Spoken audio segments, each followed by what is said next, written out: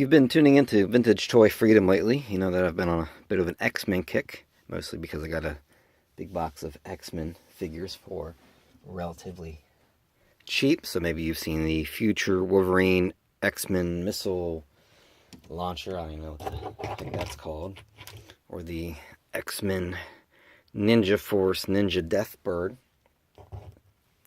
But today I'm going to open up one. This is the X-Men Classics Psylocke with light-up psychic knife. They feature a light-up weapon, batteries included. And I would say, you can see on the back here, I mean, Toy Biz, and I know I keep mentioning this. This is from '96, by the way. Made a ton of these. So these are the X-Men kind of Age of Apocalypse. That Sabretooth one's cool. He came with this little sidekick. X-Men 2099. I don't know anybody who's really interested in those. It's kind of a weird thing. Generation X. That was kind of cool. You know, I remember being into it as a kid. Like, obviously, White Queen is popular. Banshee, he's cool. Then you have these X-Men. And these were neat. Gambit, obviously, being a popular one. Juggernaut. That is cool light-up thing. Nightcrawler's got a sword. Wolverine has his blaster. It's kind of an odd color choice for Wolverine. But anyway, right here you have 6. Let's see. We got 5, 10, 15, 21 figures. This is from '96, and I sincerely doubt these are the only ones that came out. So my point being, there are a lot. Some of them are cool, some of them are weird. I think this is a good sculpt, the Psylocke. It's very comic accurate. I don't know about that sculpted hair kind of blowing in the wind. It's kind of weird. She's got a sword in her psychic, I guess it's calling it a knife, which makes sense because that's something she does in the comics. So we don't have these weird, like, again, with this Wolverine that I don't know what the hell is going on there. He's got some kind of dragon wing backpack that shoots, and you know, they made some weird stuff. Wait till you see the Storm episode. That one's a doozy. So I'm gonna open this up. I think it's cool. I will probably definitely keep this. I will definitely keep this because I don't have a Psylocke figure. I don't even know if I had one as a child. I can't talk today for some reason.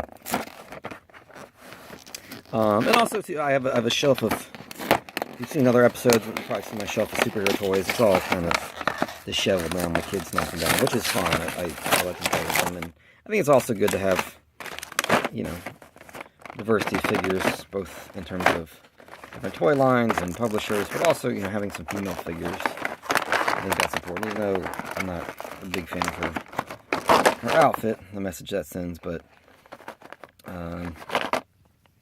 you know, I have daughters, so I think it's always cool to have some female figures, and my son too. I mean, anybody, obviously. Doesn't have to be me. But that's one cool thing about the X-Men, especially the cartoon.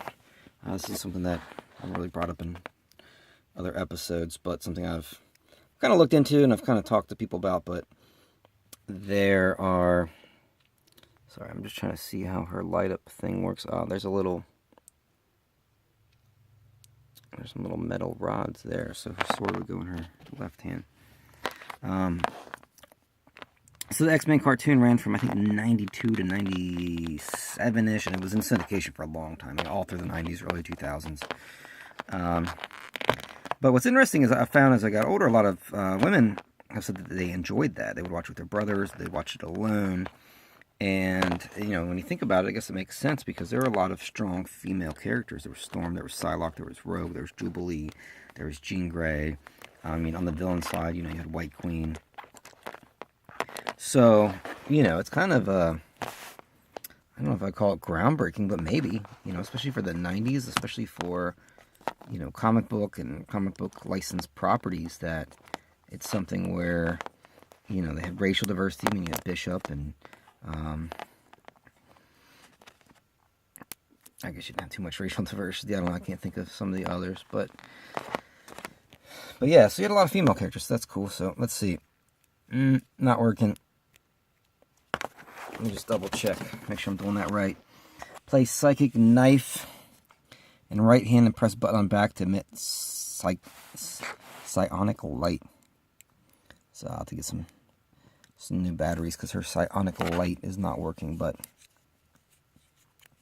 again, I think this is cool. I think this is, you know, a very comic accurate figure, some comic accurate accessories, a sword, and, you know, what appears to be obviously her psychic kind of knife thing that she does in the comics. So yeah, I'm digging this. I like this one. You know, a lot of these Toy Biz, especially the X-Men, because I made so many of them, are weird.